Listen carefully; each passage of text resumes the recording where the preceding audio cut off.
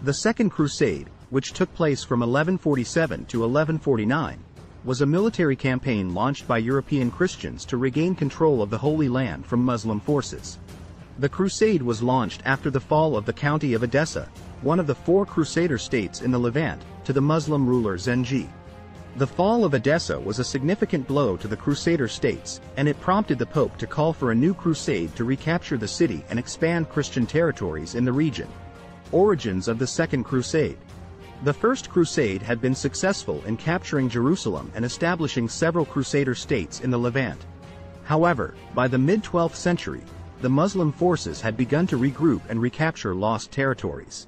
In 1144, the city of Edessa, located in northern Syria and one of the Crusader states, fell to the Muslim ruler Zengi. The loss of Edessa was a significant setback for the Crusaders, as it threatened the security of the other Crusader states and the safety of Christian pilgrims traveling to the Holy Land. In response to the fall of Edessa, Pope Eugene III issued a call for a new crusade in 1145.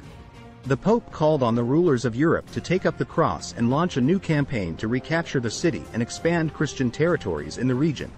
Many nobles and knights, including King Louis VII of France and Emperor Conrad III of Germany, answered the call and agreed to lead their armies to the Holy Land.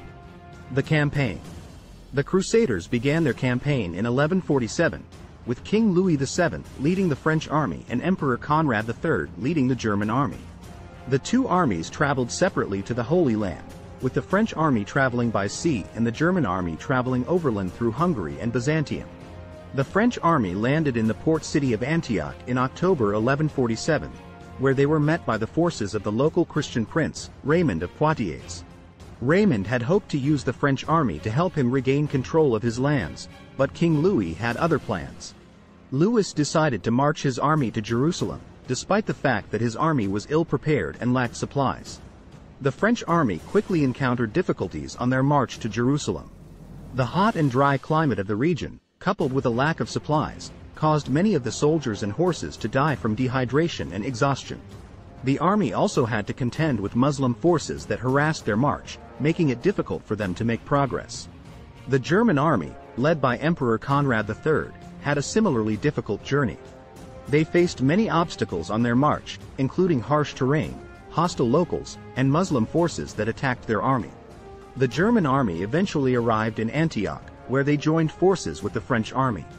Despite the difficulties they faced, the Crusaders were able to capture several cities along their route, including Damascus and Ascalon.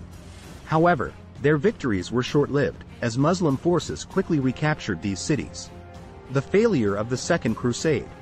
The Crusaders' campaign ended in failure, with both the French and German armies returning to Europe in 1149. The reasons for the failure of the Second Crusade are complex and multifaceted. One of the primary reasons for the failure of the Second Crusade was the lack of coordination and cooperation between the French and German armies. The two armies traveled separately and had different objectives, which made it difficult for them to coordinate their efforts and mount an effective campaign. Another reason for the failure of the Second Crusade was the lack of supplies and resources available to the Crusaders. The harsh climate and terrain of the region made it difficult for the Crusaders to find food and water, and their supply lines were constantly under attack from Muslim forces. This lack of resources and supplies weakened the Crusaders and made it difficult for them to sustain their campaign. Additionally, the Crusaders faced strong opposition from Muslim forces, who were well prepared and well equipped to defend their territories. The Muslim forces were led by skilled military leaders such as Saladin, who were able to exploit the weaknesses of the Crusaders and use guerrilla tactics to wear down their armies. The lack of support from local Christian populations was another factor in the failure of the Second Crusade. The Crusaders had hoped to receive support from local Christian communities, but many of these communities were suspicious of the Crusaders and did not trust them. This lack of support made it difficult for the Crusaders to establish a foothold in the region and weakened their position. Finally, the Crusaders were also plagued by internal conflicts and rivalries, which further weakened their campaign. King Louis and Emperor Conrad had a strained relationship, and their armies often disagreed on strategy and tactics. This lack of cohesion and cooperation within the Crusader armies made it difficult for them to mount an effective campaign against the Muslim forces. Legacy of the Second Crusade. The failure of the Second Crusade had significant implications for the future of the Crusader states and the Holy Land.